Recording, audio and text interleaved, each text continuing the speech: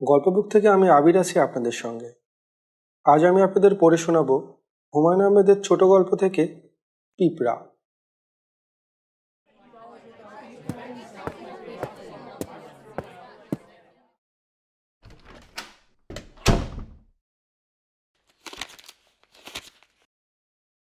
আপনার অসুখটা কি বলুন? রোগী কিছু বলল না।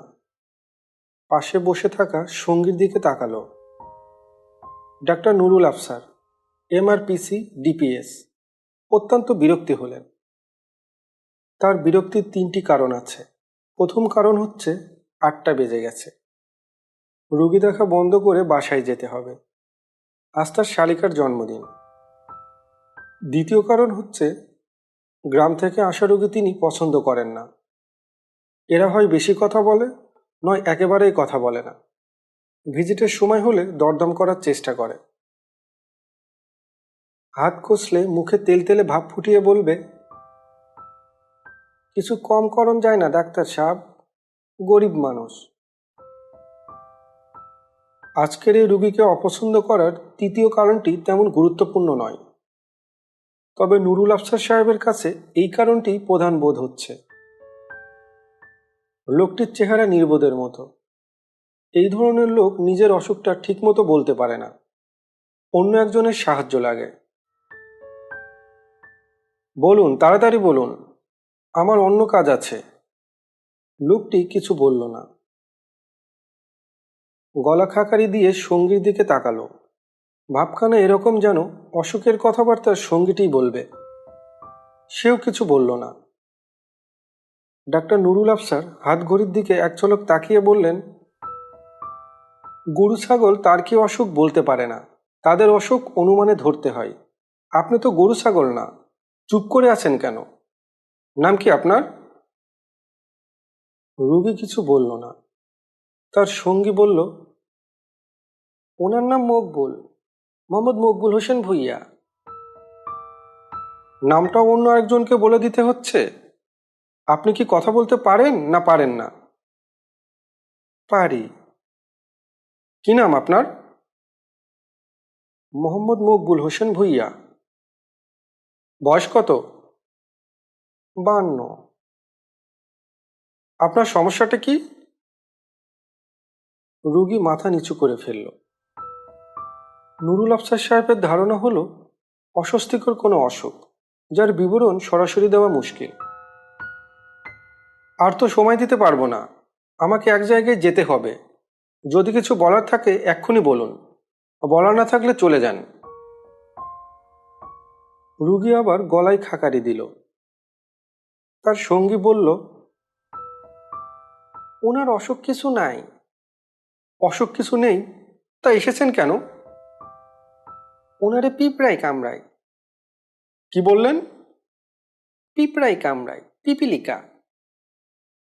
ডাক্তারি করতে গেলে অধৈর্য হলে চলে না। রোগীদের সঙ্গে রাগারাগি করাও চলে না, এতে প্রসার কমে যায়। রোগের বিবরণ শুনে বিস্মিত হওয়াও পুরোপুরি নিষিদ্ধ। রোগের ধরন যতই অদ্ভুত হোক, ভান করতে হবে এই জাতীয় রোগের কথা তিনি শুনেছেন এবং চিকিৎসা করে আরাম করেছেন। নুরুল আফসার সাহেব ডাক্তারি এসব নিয়মকানুন নিষ্ঠার সঙ্গে মানেন। আজ মানতে পারলেন না। ধমকের স্বরে বললেন, পিঁপড়ায় কামড়ায় মানে? রোগী পকেটে হাত দিয়ে এক টুকরো কাগজ বের করে বলল, চিঠিটা পড়েন। চিঠির মধ্যে সব লেখা আছে। কার চিঠি? কাশেম সাহেব। কাশেম সাহেব কে? এমবিবিএস ডাক্তার, আমাদের অঞ্চলের, খুব ভালো ডাক্তার। উনি আপনার কাছে আমারে পাঠাইছেন। বলছেন নাম বললে আপনি চিনবেন, উনি আপনার ছাত্র।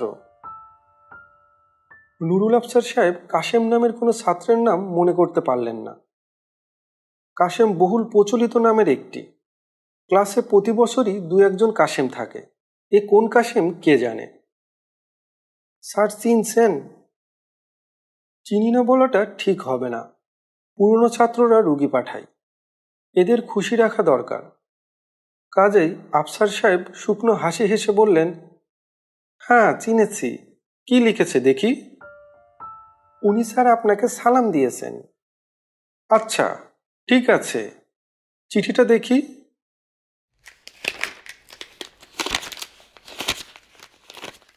চিঠি দেখে ডাক্তার সাহেবের ভুরু কুঞ্চিত হলো। বাঙালি জাতির সবচেয়ে দোষ হলো এরা কোনো জিনিস সংক্ষেপে করতে পারে না। দুপাতার এক চিঠি ফেদে বসেছে। তিনি পড়লেন, পরম শ্রদ্ধেয় স্যার, আমার সালাম জানবেন। আমি 73 ব্যাচের ছাত্র। আপনি আমাদের ফার্মাকোলজি পড়াতেন। আপনার বিষয়ে আমি সর্বোচ্চ নম্বর পেয়েছিলাম। সেই উপলক্ষে আপনি আপনার বাসায় আমাকে চায়ের দাওয়াত করেছিলেন। আশা করি আপনার মনে পড়েছে। যাই হোক, আমি মকবুল সাহেবকে আপনার কাছে পাঠাচ্ছি।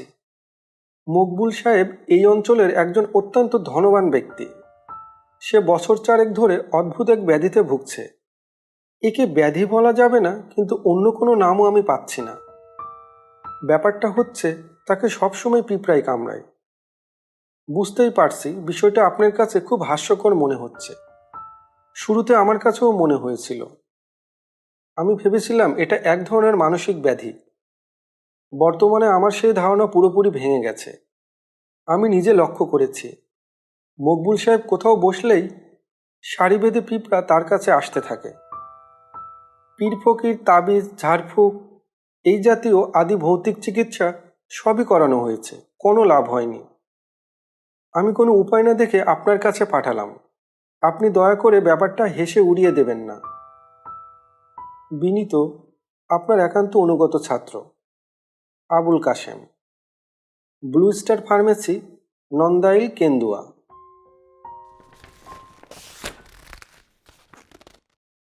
ডাক্তার সাহেব রুগীর দিকে তাকালেন। রুগী পাথরের মতো মুখ করে বসে আছে।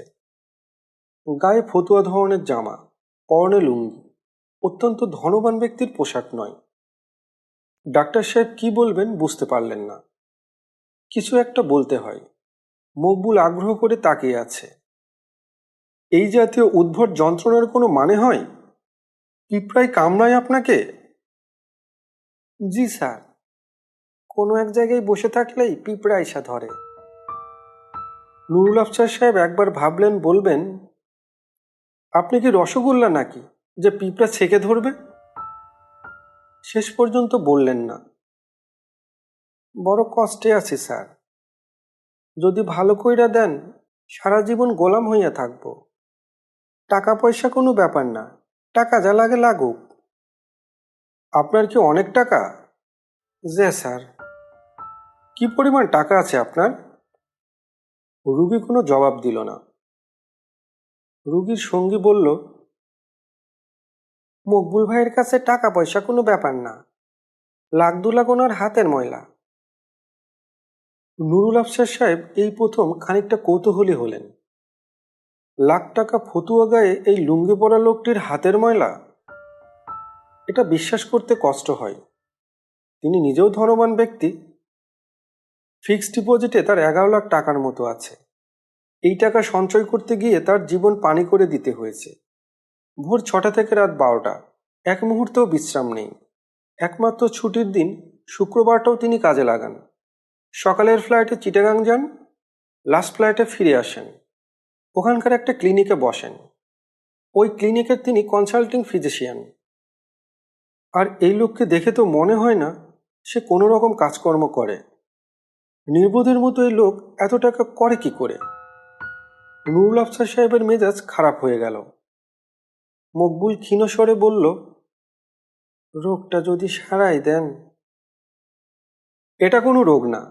আমি এমন কোনো রোগের কথা জানি না যে রোগে দুনিয়ার পিঁপড়া এসে কামড়ায়। অসুখটা আপনার মনে। আমি সাইকিয়াট্রিস্টের ঠিকানা লিখে দিচ্ছি, তার সঙ্গে কথা বলুন। আপনার যে সমস্যা, এই সমস্যার সমাধান আমার কাছে নেই। নুরুল আফসার সাহেব বাক্যটা পুরোপুরি শেষ করলেন না।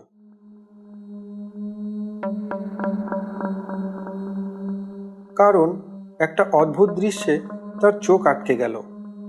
তিনি দেখলেন টেবিলের উপরে রাখা মকবুলের ডান হাতের দিকে এক সারি লাল পিঁপড়া এগোচ্ছে। পিঁপড়ারা সচরাচর এক লাইনে চলে, এরা 3টি লাইন করে এগুচ্ছে। ডাক্তার সাহেবের দৃষ্টি লক্ষ্য করে মুখগুলো তাকালো পিঁপড়ার শাড়ির দিকে। সে কিছু বলল না বা হাতও সরিয়ে নিল না। নুরুল আফসার সাহেব বললেন, এই পিঁপড়াগুলি কি আপনার দিকে আসছে? জি স্যার। বলেন কি? পায়েও পিঁপড়া ধরছে, এক জায়গায় বেশিক্ষণ বসতে পারি না স্যার। নুরুল আফসার সাহেব কাছে এগিয়ে এলেন।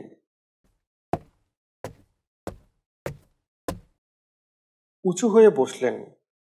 সত্যি সত্যি 2 সারি পিঁপড়া লোকটির পায়ের দিকে এগুচ্ছে। মকবুল সাহেব। জি স্যার। আমার একটা জরুরি কাজ আছে, চলে যেতে হচ্ছে। আপনি কি কাল একবার আসতে পারবেন? অবশ্যই আসব। যার কাছে যাইতে বলবেন যাব। বড় কষ্টে আছে স্যার, রাইতে ঘুমাইতে পারি না, নাকের ভিতর দিয়ে পিঁপড়া ঢুকা যায়। আপনি কাল আসুন, কাল কথা বলবো। জি আচ্ছা। মকবুল উঠে দাঁড়ালো। পর মুহূর্তে যে ঘটনা ঘটল তার জন্য নুরুল আফসার সাহেব মানসিকভাবে প্রস্তুত ছিলেন না। তার কাছে মনে হলো মকবুল কিছুক্ষণের জন্য হলেও বদ্ধ উন্মাদ হয়ে গেছে। চিন্তা ও বিচার শক্তি পুরোপুরি লোপ পেয়েছে। তিনি দেখলেন মকবুল হিংস্র ভঙ্গিতে লাফিয়ে লাফিয়ে পা ঘষে ঘষে পিঁপড়া মারার চেষ্টা করছে। এক পর্যায়ে সে হুমড়ি খেয়ে পড়ল টেবিলে। 2 হাতে পিষে ফেলল পিঁপড়ার শাড়ি। মকবুলের মুখ ঘামে চটচট করছে, মুখে হিস হিস শব্দ করছে এবং নিচু গলায় বলছে, হারামজাদা, হারামজাদা। তার সঙ্গী কিছুই বলছে না, মাথা নিচু করে দেশালয়ের কাঠি দিয়ে দাঁত খোঁচাচ্ছেন। তার ভাবভঙ্গি থেকে মনে হওয়া স্বাভাবিক যে এই জাতীয় ঘটনার সঙ্গে সে পরিচিত। এই ঘটনায় সে অস্বাভাবিক কিছুই দেখছে না। নুরুল আফসার সাহেব শালীর জন্মদিনের কথা সম্পূর্ণ ভুলে গেলেন। রুগীর দিকে হতভম্ব চোখে তাকিয়ে রইলেন। তার 2 জন অ্যাসিস্ট্যান্টও ছুটে এসেছে। তারা দরজা ধরে দাঁড়িয়ে আছে। তাদের চোখে মুখে বিস্ময়ের চেয়ে ভয় বেশি। মকবুল হঠাৎ করেই শান্ত হয়ে গেল। নিচু গলায় বলল, স্যার মনে কিছু নিবেন না, এই পিঁপড়ার ঝাঁক আমার জীবনটারে শেষ কইরা দিছে। হারামজাদা পিঁপড়া। 1 গ্লাস ঠান্ডা পানি দিবেন? ডাক্তার সাহেবের অ্যাসিস্ট্যান্ট অতি দ্রুত ফ্রিজ থেকে পানির বোতল বের করে নিয়ে এলো। একজন ভয়ঙ্কর পাগলের পাগলামি হঠাৎ থেমে গেছে, এই আনন্দেই সে আনন্দিত। মকবুল পানির গ্লাস হাতে নিয়ে বসে রইল, পানি মুখে দিল না।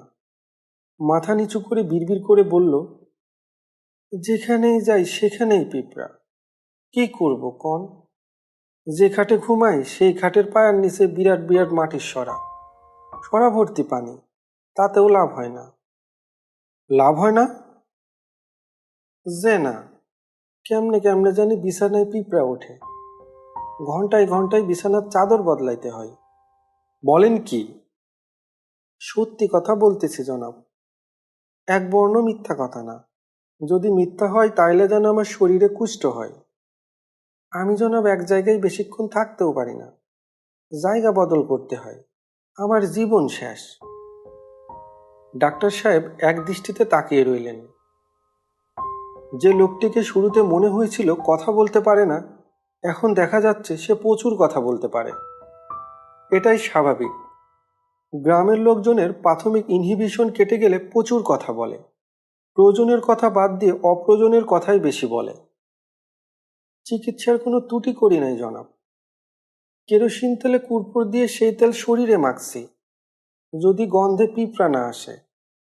প্রথম 2 দিন লাভ হয়, তারপর হয় না, পিঁপড়া আসে। এমন জিনিস নাই যে শরীরে মাখি নাই, যে যা বলছে মাখছি। একজন বলল, বাদুড়ের গু শরীরে মাখলে আরাম হইব, সেই বাদুড়ের গু শরীরে মাখলাম, এর চেয়ে জনাব আমার মরণ ভালো। ডাক্তার সাহেব তার অ্যাসিস্ট্যান্টের দিকে তাকিয়ে বললেন, বাসায় টেলিফোন করে দাও যে আমি একটা ঝামেলায় আটকে পড়েছি, আসতে দেরি হবে। আর আমাদের চা দাও। আপনি চা খান তো? জি, চা খাই। চা খেতে খেতে বলুন কিভাবে এটা শুরু হলো, প্রথম কখন পিঁপড়া আপনার দিকে আকৃষ্ট হলো? একটু গোপনে বলতে চাই জনাব। গোপনে বলার ব্যাপার আছে কি? জি আছে। বেশ, গোপনেই বলবেন। আগে চা খান। লোকটি চা খেলো নিঃশব্দে। চা খাবার সময় একটি কথাও বলল না। তার কথা বলার ইচ্ছা সম্ভবত ঢেউয়ের মতো আসে। ঢেউ যখন আসে তখন প্রচুর বকবক করে, ঢেউ থেমে গেলে চুপচাপ হয়ে যায়, তখন কথা বলে না। তখন কথা বলে তার সঙ্গী। এখন সঙ্গী কথা বলছে। ডাক্তার সাহেব, সবচেয়ে বেশি ফল হয়েছিল যে চিকিৎসায়, সেটাই তো বলা হয় নাই। মকবুল ভাই, ওই চিকিৎসার কথা বলেন। তুমি বলো। এই চিকিৎসা মকবুল ভাই নিজেই বাইর করছে। বিষে বিষক্ষয় চিকিৎসা। গুড়ের গন্ধে পিঁপড়া সবচেয়ে বেশি আসে। মকবুল ভাই করলো কি, সারা শরীরে গুড় মাখলেন। এতে লাভ হয়েছিল, 7 দিন কোনো পিঁপড়া আসে নাই। মকবুল গম্ভীর গলায় বলল, 7 দিন না, 5 দিন। ডাক্তার সাহেব বললেন, 5 দিন পরে কি আবার পিঁপড়া আসা শুরু হলো? জি। পিঁপড়ার হাত থেকে বাঁচার জন্য মনে হয় অনেক কিছুই করেছেন। জি। নদীর মাঝে নৌকা নিয়ে কয়েকদিন ছিলাম। 3 দিন আরামে ছিলাম। 4 দিনের দিন পিঁপড়া ধরল। সেখানে পিঁপড়া গেল কিভাবে? জানি না জনাব। অভিশাপ। কিসের অভিশাপ? আপনারে গোপনে বলতে চাই। ডাক্তার সাহেব গোপনে বলার ব্যবস্থা করলেন। পুরো ব্যাপারটাই তিনি এখন উৎসাহ পেতে শুরু করেছেন। শালির জন্মদিনের কথা মাঝে মাঝে মনে হচ্ছে, খানিকটা অস্বস্তি বোধ করছে। এই পর্যন্তই। কোনো রোগীর ব্যাপারে এই জাতীয় কৌতূহল তিনি এর আগে বোধ করেনি। অবশ্য এই লোকটিকে রোগী বলতেও বাধছে। কাউকে পিঁপড়া ছেঁকে ধরে এটা নিশ্চয়ই কোনো রোগ ব্যাধির পর্যায়ে ফেলা যাবে না।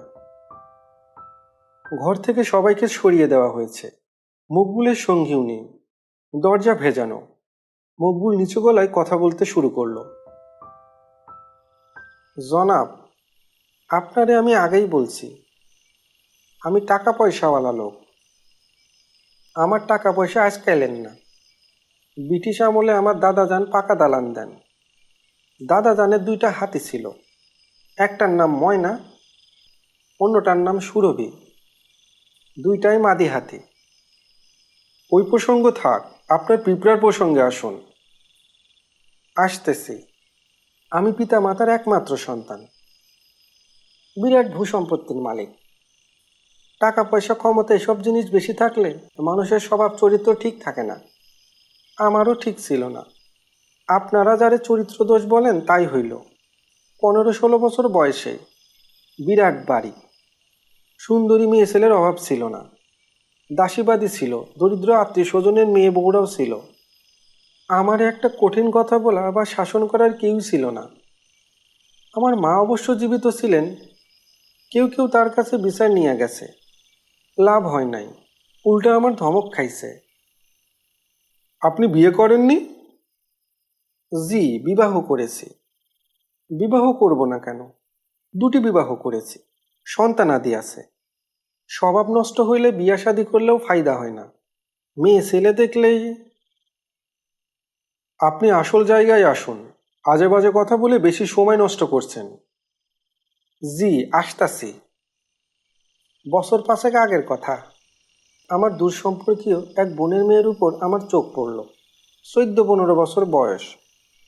গায়ের রং একটু ময়লা, কিন্তু স্বাস্থ্য ভালো। আমার চরিত্র তো কারোর অজানা না। মেয়ের মা মেয়েকে আগলাই রাখে। খুবই বজ্জাত মা। মেয়েকে নিয়ে আমার মায়ের ঘরে মেঝেতে ঘুমাই। এত কিছু কইরাও লাভ হইল না। এক রাতে ঘটনা ঘটে গেল। কি বলেন? ঘটনা ঘটে গেল?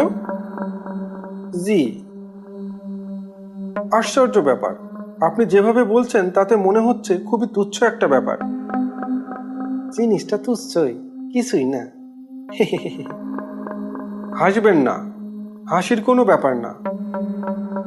জি আচ্ছা। তারপর কি হইল, ওই বজ্জাত মা সেই রাতেই মাইয়াটারে ইঁদুর মাখা বিষ খাইয়া দিল, আর নিজে একটা দড়ি নিয়ে বাড়ির পেছনে একটা আম গাছে ফাঁস নিল। আমারে বিপদে ফেলানোর চেষ্টা, আর কিছুই না। মাকে চূড়ান্ত বজ্জাত। আমি চিন্তায় পড়লাম। দুইটা মৃত্যু, সোজা কথা থানা পুলিশ হইব। পুলিশ তো এই জিনিসটাই চায়। এরা বলবো খুন করা হয়েছে। আপনি খুন করেননি? আরে না, খুন করব কি জন্য? আর যদি খুন করণের দরকার হয়, নিজের ঘরে খুন করব? কাউরে খুন করতে হলে জায়গার অভাব আছে? খুন করতে হয় নদীর উপরে, রক্ত ধুইয়ে ফেলা যায়, তারপর লাশ বস্তার ভিতর ভইরা চুন মখাইয়া 4-5টা ইট বস্তার ভিতর দিয়া বিলে ফেলাইয়া দিতে হয়। এই জন্মের জন্য নিশ্চিত কোনো সমুদ্রের পথ কিছু জানবো না। আপনি খুনও করেছেন? জি না, দরকার হয় নাই। যেটা বলতেছিলাম সেইটা শুনুন। ঘরে 2টা লাশ। আমি বললাম, খবরদার লাশের গায়ে কেউ হাত দিবা না, যেরকম আছে সেই রকম থাক। আমি নিজে গিয়া থানার ওসি সাহেবরে আনতেছি। ওসি সাহেব আইয়া যা করবার করব। থানা আমার বাড়ি থেকে 15 মাইল দূর। পানসি নৌকা নিয়ে গেলাম। দারোগা সাহেব আর থানার স্টাফের জন্য 5,000 টাকা নজরানা নিয়ে গেলাম। গিয়া দেখি বিরাট সমস্যা। দারোগা সাহেব গিয়েছে বোয়ালখালী ডাকাতি মামলার তদন্তে। ফিরলেন পরের দিন। তাকে নিয়ে আমার বাড়িতে আসতে লাগলো 3 দিন। বর্ষাকাল, গরমের দিন। 3 দিনেই লাশ গেছে পচে, বিকট গন্ধ। দারোগা সাহেবরে নিয়ে কাঁঠাল গাছের কাছে গিয়া দেখি অদ্ভুত দৃশ্য। লাখ লাখ লাল পিঁপড়া লাশের শরীরে। মনে হইতেছে মাগের সারা শরীরে লাল চাদর। মেয়েটিরও একই অবস্থা। মুখ হাত পা কিছুই দেখানোর উপায় নাই, পিঁপড়াই সব ঢাকা। মাঝে মাঝে সব পিঁপড়া যখন একসঙ্গে নড়ে, তখন মনে হয় লাল চাদর কেউ যেন ঝাড়া দিল। ডাক্তার সাহেব তিক্ত গলায় বললেন, আপনি তো দেখি খুবই বদলোক। জি না, আমার মতো টাকা পয়সা যার থাকে তারা আরো বদ হয়। আমি বদ না। তারপর কি ঘটনা সেটাই শুনুন। আমি একটা সিগারেট ধরাইলাম। সিগারেটের আগুন ফেলনের সাথে সাথে মেয়েটার শরীরের সব পিঁপড়া নড়ল।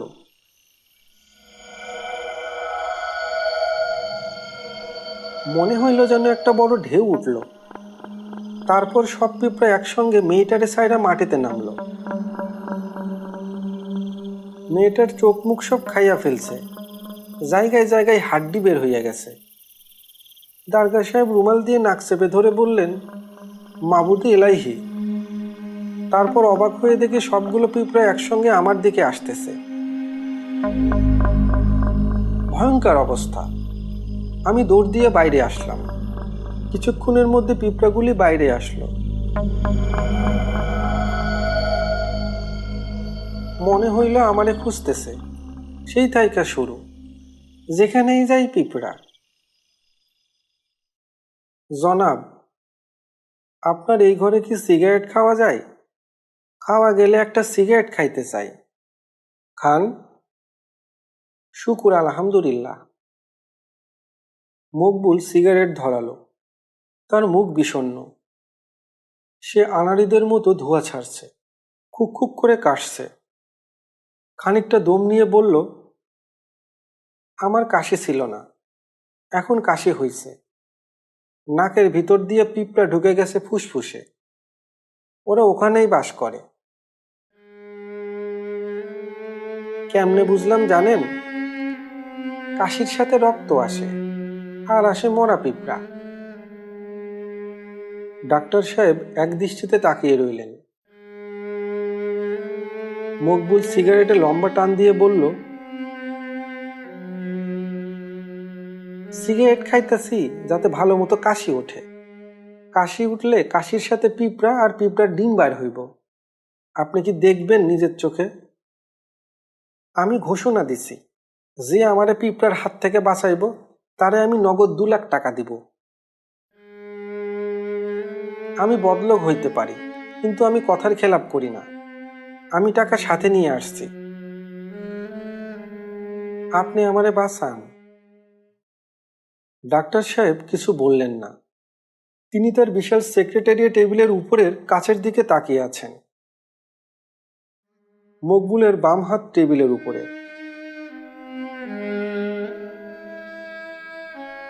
দুসারি পিঁপড়া টেবিলের দুপ্রান্ত থেকে সেই হাতের দিকে এগুচ্ছে।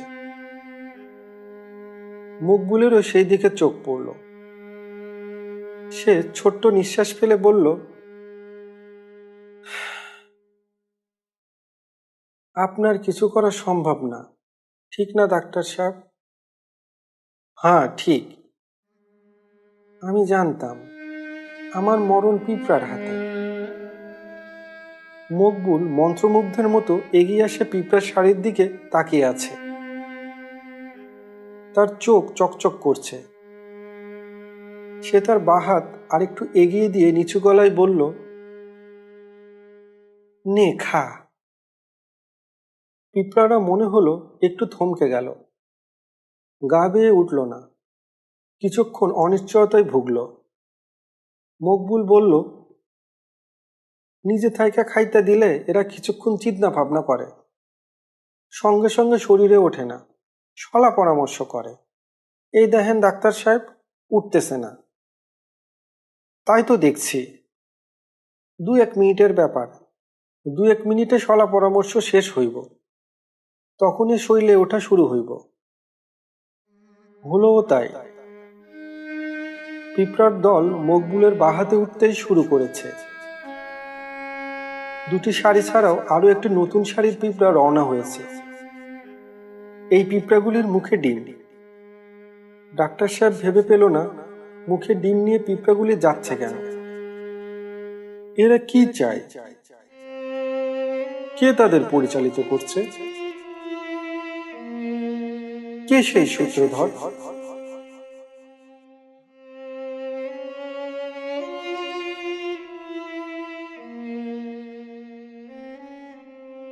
এতক্ষণ আমি আপনাদের পড়ে শোনালাম হুমায়ুন আহমেদের ছোট গল্প থেকে পিঁপড়া। সবাই ভালো থাকবেন, সুস্থ থাকবেন, গল্প বুকের সাথে থাকবেন। ধন্যবাদ।